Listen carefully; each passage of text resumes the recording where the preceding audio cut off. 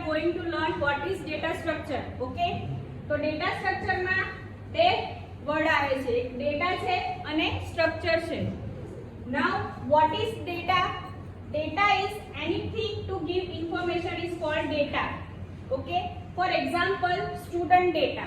Student data ની અંદર શું આવી શકે? તો કે સ્ટુડન્ટ નું નામ, enrollment number, address, contact number. Okay, this name, contact number, address and name of that will be contain student data. એને આપણે student data કહી શકીએ. બરાબર?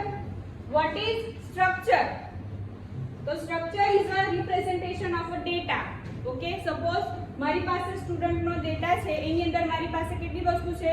એક તો સ્ટુડન્ટ નું નામ છે, એડ્રેસ છે, એનો એનરોલમેન્ટ નંબર છે અને કોન્ટેક્ટ નંબર છે. If I take table for example, આ બધી જ વસ્તુને ડેટા કહેવામાં આવશે. પણ આ ડેટાને હું વ્યવસ્થિત રીતે રિપ્રેઝન્ટ કરીશ ટેબલના ફોર્મમાં, then it will call structure. Clear? તમારી પાસે ડેટા છે, you have to arrange this data so you can easily access the data. Clear? Structure એટલે તમારે આપેલો ડેટા છે એને વ્યવસ્થિત રીતે ઓર્ગેનાઇઝ કરવાનો છે. કયા ફોર્મમાં? whether it will be in table form or in array form or in stack, queue, linked list, etc. આ બધા જ. Clear? Now what is data structure? Okay, data સમજી લીધું અને સ્ટ્રક્ચર સમજી લીધું. તો ડેટા સ્ટ્રક્ચર શું છે કે તમને ડેટા આપેલો હોય એને તમારે સ્ટોર કરવાનો છે અને એ રીતે મેનેજ કરવાનો છે જેથી કરીને તમે ઈઝીલી એને રિટ્રાઈવ કરી શકો. ઓકે, સપોઝ તમે એક ટેબલ બનાવ્યું, એની અંદર તમે 4 કોલમ લીધી છે. બરાબર?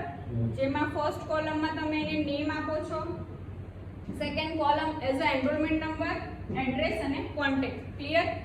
હવે મારે શું કરવાનું છે? 05 નંબરનો જે એનરોલમેન્ટ છે એની બધી જ ઇન્ફોર્મેશન જોઈએ છે.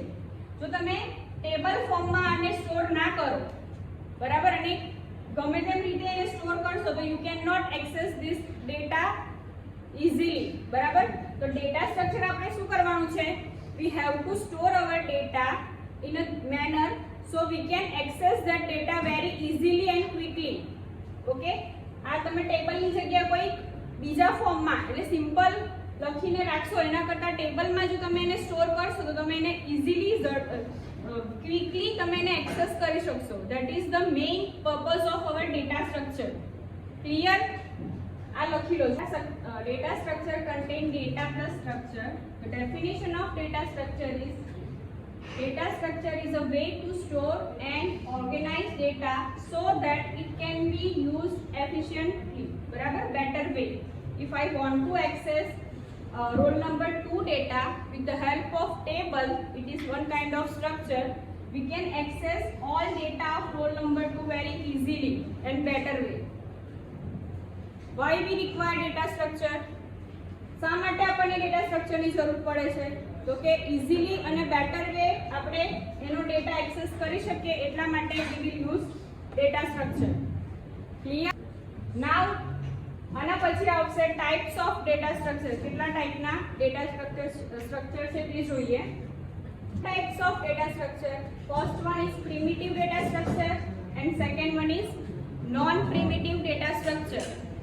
હવે પ્રિમિટિવ ડેટા સ્ટ્રક્ચરમાં પણ 3 ટાઈપ છે: ઇન્ટીજર, ફ્લોટ અને character. Clear? Same way non પ્રિમિટિવમાં there are 2 types of non primitive data structure: linear as well as non linear. Okay, આ તો પહેલા જોઈએ primitive data structure. Primitive data structure કોને કહેવાશે? કે these are the primitive data structure. Last C પ્રોગ્રામિંગમાં તમે ઇન્ટીજર, ફ્લોટ અને કેરેક્ટર આ 3 ટાઈપના ડેટા ટાઈપ જોયા હતા. બરાબર? સો these 3 are defined by system. Clear? આ જે 3 વસ્તુ છે તમારા માટે તમારે એના માટે કોઈ પ્રોગ્રામ લખવાની જરૂર નથી. It will provided by Turbo C3. Clear? So it will be defined by system only. અને તમારે બનાવવાની જરૂર નથી પડતી. but in the case of non-primitive data structure, we will create non-primitive data structure using this primitive data structure.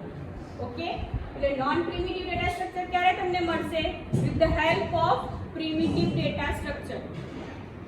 Clear? This is system defined. We can say primitive data structure are system defined data structure. And what about non-primitive? It will be derived from primitive data structure. So primitive data structure are system defined and non-primitive data structure are derived from primitive data structure. Non-primitive data structure ના પાછા બે type છે, linear અને non-linear data structure. Non-primitive data structure જોઈએ તો એમાં આવશે linear data structure. તો linear data structure શા માટે એને કહેવામાં આવે છે કે એમાં જે પણ ડેટા હશે that can be accessed by sequential manner. Okay, sequential manner એટલે શું? one by one. Okay, for example તમે એક મૂવી ટિકિટની લાઈનમાં ઊભા છો. ઓકે, તો એમાં ફર્સ્ટ તમે ઊભા છો, તમારી પાછળ બીજા 10 જણ છે. તો ફર્સ્ટ તમને ટિકિટ આપવામાં આવશે, then and then second person will be eligible for the ticket. That is sequential manner. Okay, so linear data structure માં આ જેટલા પણ ડેટા સ્ટ્રક્ચર છે એમાં જે પણ ડેટા આવશે એ લિનિયર વેમાં તમે એક્સેસ કરી શકશો. એનું example, basic example array. Okay, we can have array. એરેની અંદર તમારે શું કરવાનું? તમે શું કરી શકો કે you can access element one by one. Okay, તો ફર્સ્ટ એલિમેન્ટ હશે પછી ડાયરેક્ટ તમે છેલ્લા એલિમેન્ટ પર નથી જવાનું. You have to access all element in the row. બરાબર, જેટલા પણ હશે એટલા વન બાય વન એક્સેસ થશે. પહેલાને એક્સેસ કરો અને પછી બીજાને ડાયરેક્ટ લાસ્ટ એલિમેન્ટ એક્સેસ કરો. It is not possible in linear data structure. Okay, what about non linear data structure? તો એની અંદર ટ્રી છે અને ગ્રાફ છે. It is opposite of linear data structure. લિનિયરમાં શું કરતા હતા? We will access element one by one, but in the case of non linear we are not accessing data one by one. એનો મતલબ એમ થશે કે ડેટા એક જ રોમાં કે એક જ કોલમમાં અવેલેબલ નથી. You have to go left, you have to go right, you have to go up, you have to go down. બરાબર, બધી જ ડિરેક્શનમાં ડેટા છે. ઓકે, કોઈ ડેટા વચ્ચે લિંક નથી. બરાબર, એટલે તમે વન બાય વન એક્સેસ ના કરી શકો. ક્લિયર? તો એની અંદર કયા એક્ઝામ્પલ રહેશે? ટ્રી અને ગ્રાફ. ક્લિયર? ટ્રી હશે તો પ્રોગ્રામિંગ લેંગ્વેજમાં વી કેન આ છે ટ્રી અને આ છે array.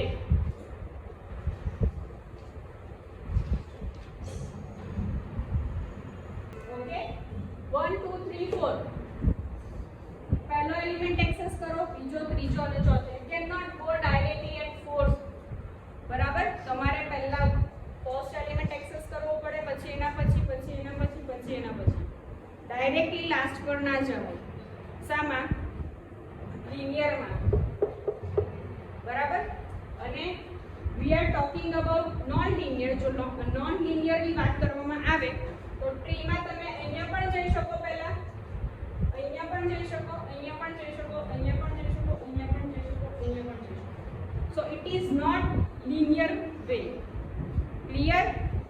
The basic difference between linear and non-linear.